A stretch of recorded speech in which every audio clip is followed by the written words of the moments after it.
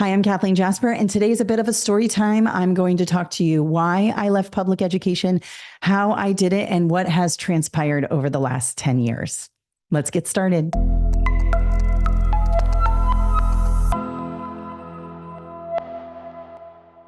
So today's a little bit different than the videos I normally do. Usually I'm teaching you something or I'm going over test questions or how to do something in your classroom. But I thought I would share my story with you as to why I left public education and how I started my own company. It's been 10 years. So I think now's the time perhaps to share what went down and why I left. So I left public ed in 2014, right at the end of 2014. I was officially gone in January 2015. I was an assistant principal and I left that job to start my career on my own.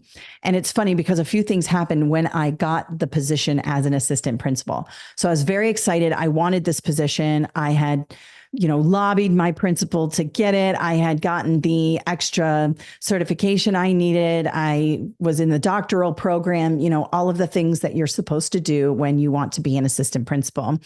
And I got it and was excited. It came with a significant increase in pay. And so my husband and daughter and I moved out to the beach, which we could afford at the time. Now you probably couldn't do it, but we found this house on the beach.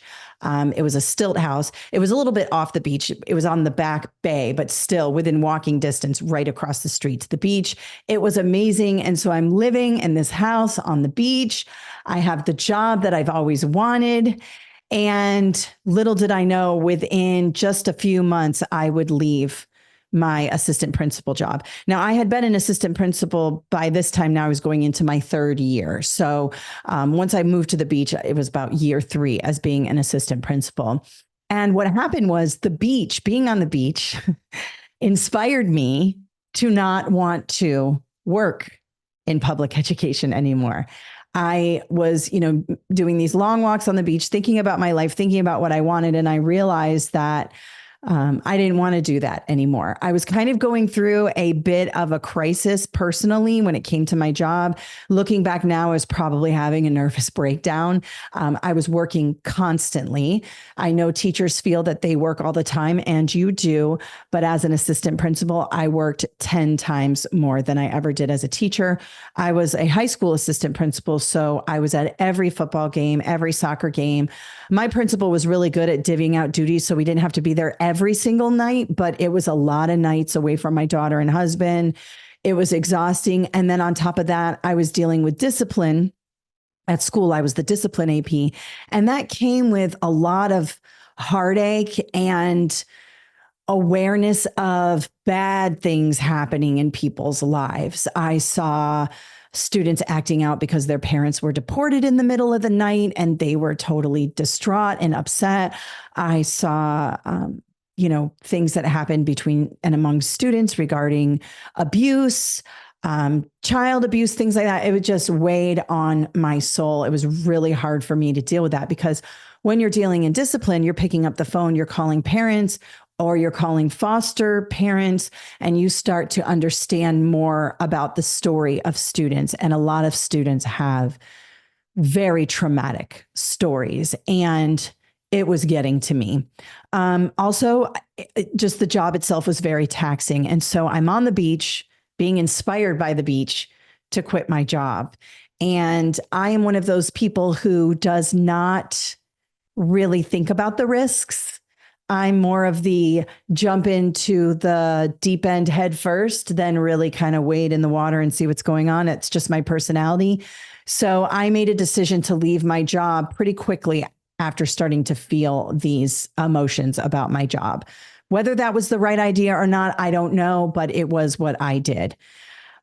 I had thought in my mind that I would be sort of a professional development consultant because that's what I really like to do. And I remember talking to one of my fellow assistant principals because there were 4 of us on, we were a team. And I remember expressing to him, this idea that I had. And he said to me, well, why would we hire you to do that? We hire experts to do that. And I remember how that just cut me to my core.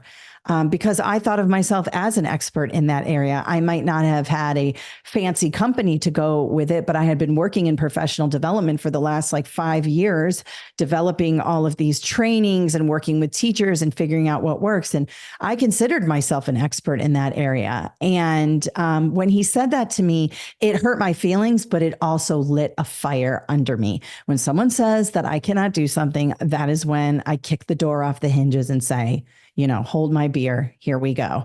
So that inspired me even more to kind of stick it to everybody who was a naysayer. When you decide you're going to quit public ed or any job, you have people who I like to call unintentional soul suckers. And they are the ones who talk to you about, well, what are you going to do about insurance? What are you going to do about this? What are you going to do about that? You can't leave your job. You have this going on. You have that going on. And what that really is that I've learned is that is fear, which is totally understandable. Without insurance, without a steady paycheck, we can become very afraid.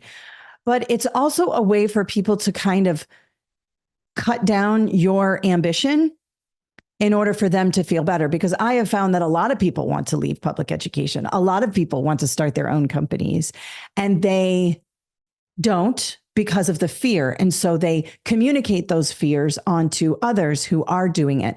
So if you are considering leaving public ed or leaving your 9-to-5 job and starting a company, I would be very careful whom you say it to, who you kind of explain it to, because 9 times out of 10, you're not going to get a supportive, hey, go for it. That sounds great. You're going to get a, why would people hire you? You're not an expert. What are you going to do about insurance? What about, all the schooling you did for becoming an assistant principal or whatever you're trying to do?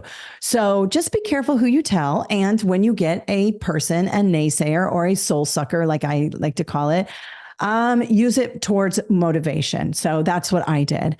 I decided to leave in December. I had had enough. And so I did. And then we had to move off the beach because we could no longer afford the house that was on the beach. So the beach that inspired me to leave my job, I then had to move off the beach and into a very small apartment inland with my husband and live off of his teacher salary. Now, he was a little bit skeptical. He did not fall into the category of, soul sucker, but he was like, you're seriously going to quit your job? Like, we just got to a place of sort of not financial freedom, I wouldn't say, but we had just gotten from 2 teacher salaries to a little bit more of a bump, living on the beach. He was kind of enjoying that whole situation. So I said, yes, that's what we're doing. And from the moment I made my decision, my husband was my ride or die. And we just lived off his salary. And I did everything I could to start my business. Now, a couple things that also happened while I was starting my business. First of all, you are in a sea, an ocean, and you don't know even where to grab onto. You don't know how to start. And so you just kind of start. You start figuring out what's going on. You make an outline, you make a timeline, you start a YouTube channel, you put out a Facebook ad, something. I was just trying anything that stuck. I started off with some online Zoom classes. I don't think we had Zoom at the time. It was something different. It was some sort of webinar software that I had, and I helped prepare people for their assistant principal interview. So that helped me, and people bought it and they came on and I helped them with their assistant principal interview because I had just done that 3 years earlier. And so local people actually did that. I had gotten a bit of a bad reputation because I had pushed back against my particular district when it came to education. When I left, I pushed back against the superintendent and also the commissioner of education in Florida because I felt that their testing policies were unfair towards students.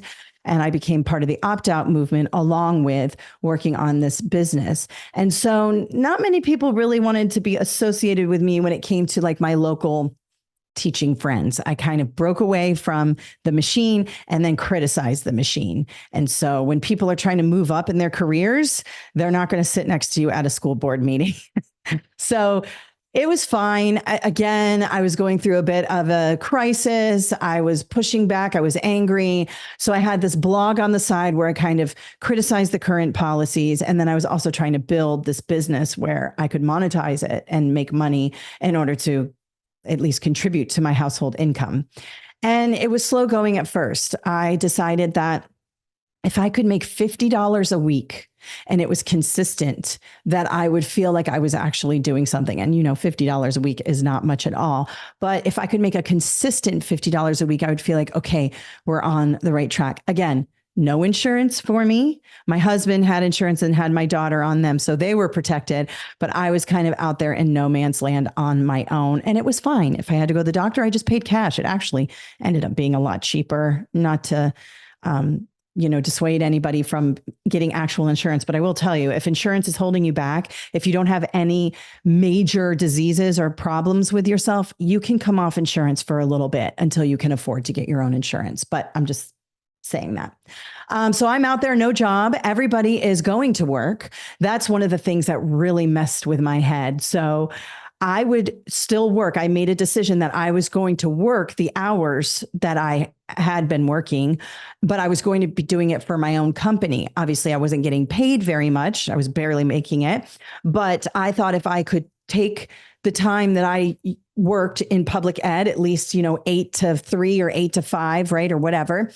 If I focus those hours to building a company every day, 5 days a week, I could do this. And it got very nerve-wracking because, I would be home and I would watch everybody get in their cars and go to work, I would walk in the morning or run in the morning and I would see people with their coffee going to their jobs. And it would take my breath away a little, like, what am I doing? What am I doing? All these people are going to work and I'm out running and I'm going to go home and get on my laptop. And I don't even know what I'm doing. But I just kept going. And I had told everybody I was starting my own business. And so really, I had no choice but to keep going. I also knew that if I wanted to go back to public ed, it would be there. There's a teacher shortage. I had burned a few bridges. I don't know if I could have been an assistant principal in my district at that time because I had really left with my middle finger in the air. That's a story for another time, but I probably wouldn't have been hired back at that district, but I could have been hired at another district or as a teacher or whatever. So if I needed to, I could become a teacher again. It was fine. So I kept going. I got a couple of gigs as a professional development person going into schools. And then I got a call from a former student's parents asking if I would prep them for ACT. And you might have heard this story before. I really didn't want to do it because I didn't see myself as an ACT tutor. I wanted to be a company like Solution Tree that specialized in professional development for lots of schools, right? I wanted to be like a big, company. But I was broke and this was going to give me like $100 a session. I told him, well, it'll be $100 a session. He was like, fine, no problem. He's trying to get into University of Central Florida. So I looked up the score for University of Central Florida. At the time, I think it was like a 26, maybe. He had only 21 on his ACT. And so I started working on helping him get there. He came to my house, the student. I went to his house. It's a little awkward when you're going to people's houses. This is a former student of mine. It's kind of weird, but still, he did a great job and he got the score he needed. He went off to University of Central Florida and his father then told all of his golf buddies and other parents what I had done. And before I knew it, the phone started ringing. And I built up a little clientele. So I'm still trying to be the professional development lady, but now I have all these other people who want to pay me for ACT, SAT prep, right? So I'm going towards the money because we've been living off my husband's teacher salary now for quite a while. And so I started building these little mini sessions, these courses on ACT, SAT. I got really into the strategy of it. I started going to other people's homes and then I got sick of that because the mom's cooking dinner and I'm in there trying to teach math and it just wasn't jiving with me. So I found myself a little office. It was $400 a month. And I thought, all I need is to get 4 clients a month one time, and I could pay for this office, and I have more than that now. So I think I could get this office and be fine. Again, didn't do a lot of analysis, just kind of jumped in, signed the lease, got the office. And once I got an office, I became like much more established. People saw that as much more professional, and they started, flocking to me for ACT, SAT prep, college preparation, all of those types of things, because I'd worked with high school students my whole career. And so I knew that college entry stuff and test prep was really important. We started helping students get into their dream colleges. I brought my husband on, I brought others on. And then we got called from the university to start doing the teacher certification exams. Now, that was a whole new level, but I didn't realize that by being adaptable, by being able to pivot from my original idea of professional development being like a solution tree and moving into test prep, I was preparing myself to become a prominent professional development person, because now I have a YouTube channel, a TikTok channel, online courses, and all of the things I do now that is geared around professional development for new teachers. Yes, it is test prep, but it's also how to be a teacher. So all of that kind of went for full circle. So as I moved into teacher certification exams, I then built study guides. And I remember when I was on the beach and I was listening to all the podcasts that talk to you how to quit your job and start your own company. There was someone, and I can't remember the name, who talked about the importance of self-publishing on Amazon and how it can really transform your business. And so I always had it in my head that I would eventually self-publish. I thought it would be like a book, like what I have now, like this book that I have, Teach, a Survival Guide for New Educators. I thought it would be something like this, that it would be a book like this. But it turned out that self-publishing study guides on Amazon drastically helped my business. So I had started to make these little study guides for my, one-on-ones, and then later group sessions. People would come in, there'd be 10 people in the conference room, and we'd do these group sessions. And then later we would become even bigger. And I would build these study guides for the teacher certification exams. For the ACT, SAT, there are tons of study guides already out there that we just bought, made the kids buy, and we would use those. But for the teacher certification exams, I started making my own study guides and printing them out on my printer in my office. And then I thought, well, let me publish these on Amazon and have them buy it before they come in. Started doing that, got more and more study guides. And now I think I have like 30 study guides on Amazon. And some of them have been in the bestseller department, bestseller for study guides, not bestseller of all the books in the world, but bestseller in the testing material department. And they have been a really great way to generate income for me. So that little nugget, when I was walking on the beach, listening to how to quit my job, how to make money, that little thing about self-publishing on Amazon stuck. I knew I wanted to do that. And I did. And that has become a cornerstone of my company. And so later I got bigger, went into colleges and school districts. And some things happened along the way. That's a story for another time. And then now I do primarily just online here. I write books like this now too. I also write more study guides, and I'm just out there doing my thing. And, yesterday I was able to just lay by my pool and kind of enjoy the day. It was what was yesterday? Tuesday. It was a Tuesday. I didn't have a lot of work. Today I am recording, obviously, and I have some things to do, but I will be able to go to the gym at, noon, 1:00, do my thing. I'll probably be done for the day by then and enjoy my life. I've been able to evolve this business into a life that I really love, and that I'm able to travel and do these things. I still work very, very hard. And in the beginning, I worked 24/7. I always had my laptop with me. I was constantly on my phone, emails, putting people into online courses, like all of the things, answering questions on my Facebook page. I literally did everything myself. It's just recently that I've been able to hire some people to help me with those tasks. And by doing so, I have this amazing core team that helps me be creative because now I'm not bogged down in the administrative tasks. And now I can do things like this. And I can maybe go on a trip with my family. I can enjoy the fruits of my labor. And so 10 years later, after all the trials and tribulations, after all the panic attacks from quitting my job, after one very huge, colossal failure that I thought would break me and break my company, here we are, thriving, doing really well. And I'm so grateful that I listened to my gut and made the decision to leave and start my own business.